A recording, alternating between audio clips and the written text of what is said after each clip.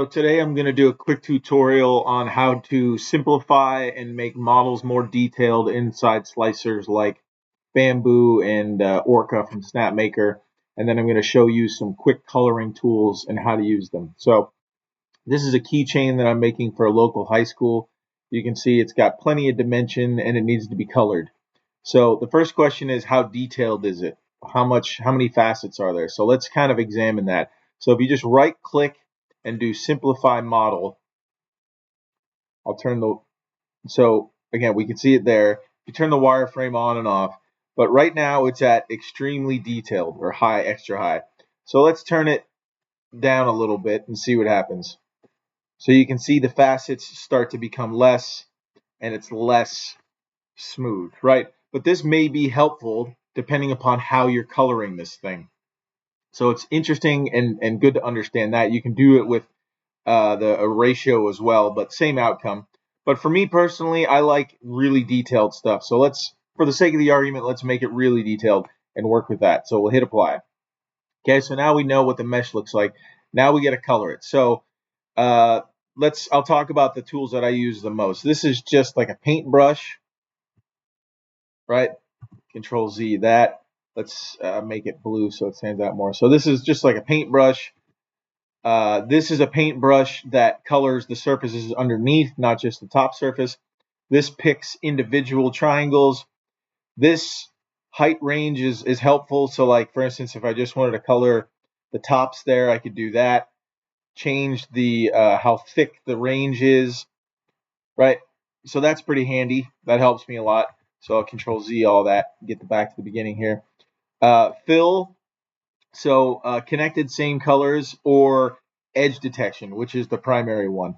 So let's talk about that for a minute. So right now the edge detection is at 30, which is pretty high.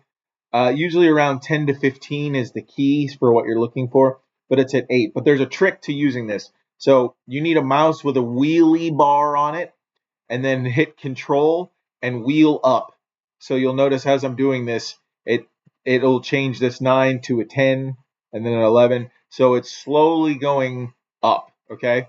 So this is what I found the best way to fill in as much as possible. Because if you do this, right, if it's too low, it'll be spotty. So what I like to do is go over a certain area that I want to fill in and just start working with it. So rolling it up, rolling it up, rolling it up, rolling it up. Oop, now it's too far because it'll do all that. So I do this. So I click that, okay? But you'll notice I still have a couple of little issues. So here, right? A good tool for that is gap fill.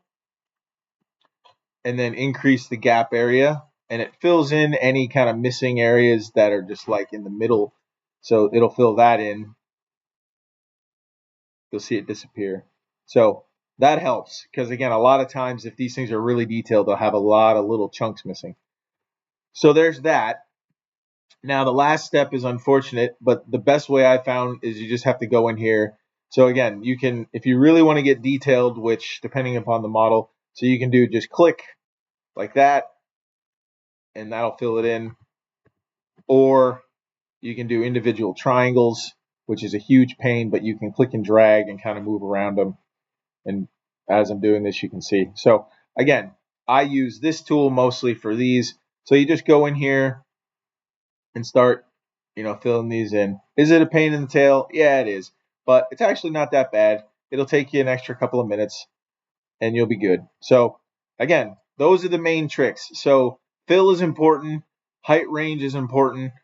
Gap fill is extremely important because it'll save you hours. And again, to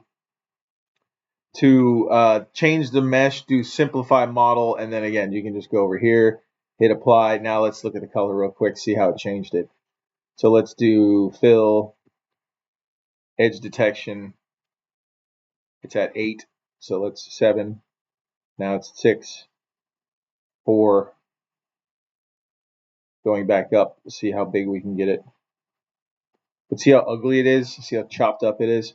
It just looks ugly. So again, what I found is do as much detail as you can. Get as much detail as you can in there. and then I'll just Control Z it. There it is. So get as much detail as you can. Use gap fill, and you'll figure it out. Hope that helps.